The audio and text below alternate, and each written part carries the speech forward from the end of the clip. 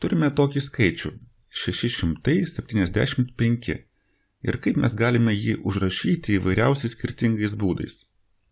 Na, pagalvokime, vienas paprastas būdas yra tiesiog išskaidyti į šimtus, dešimtis ir vienetus.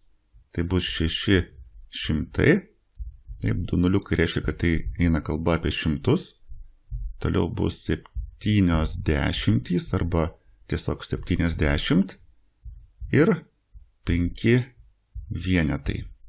Ir tai nėra vienintelis būdas tokį skaičių rašyti. Mes galime, pavyzdžiui, atimti 100 iš šimtų vietos, tai čia liks 500, taip, čia liks 500 ir tą 100 atiduoti, tarkim, į vienetų vietą. Tai plus 100 keliauja į vienetų vietą ir tada vietoj 5 bus kas? Na, 5 plus 100 yra 105 vienetai.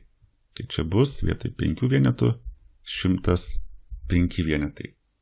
Taigi mes galim rašyti, kad 675 yra tas pats, kas 500 plus 70 ir plus 105 vienetai.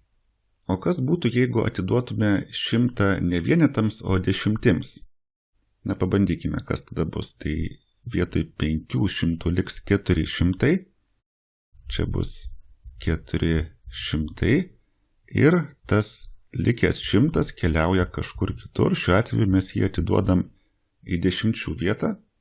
Tai kas čia bus? Prie 70 pridėsi 100, bus 170.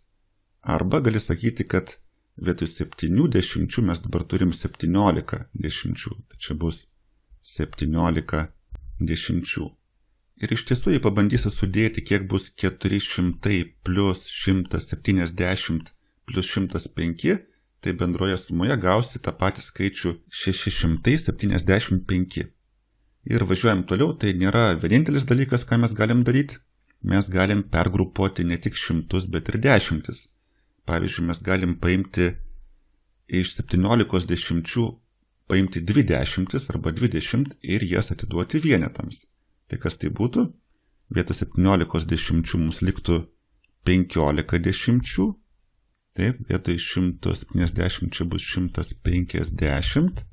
Kadangi atėmėm 2 dešimtis, turime jas atiduoti vienetams, tai plus 20 keliauja į vienetų vietą. Ir tada 105 plus 20 bus kiek? Na, 125. Vadinasi, čia lieka 125 vienetai. Taigi tai, ką mes čia gavom po visų šių pergrupavimų, yra tas pats, kas, aš tai perrašysiu, 400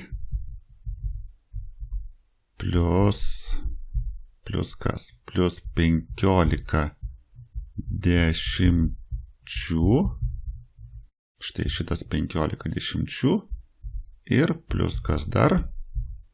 125 vienetai. Ir iš tiesų, jeigu tu sudėsi 400 plus 150, kas yra tas pats, kas 15 dešimčių, ir plus 125 vienetus, bendroje sumoje gausi tą patį 675.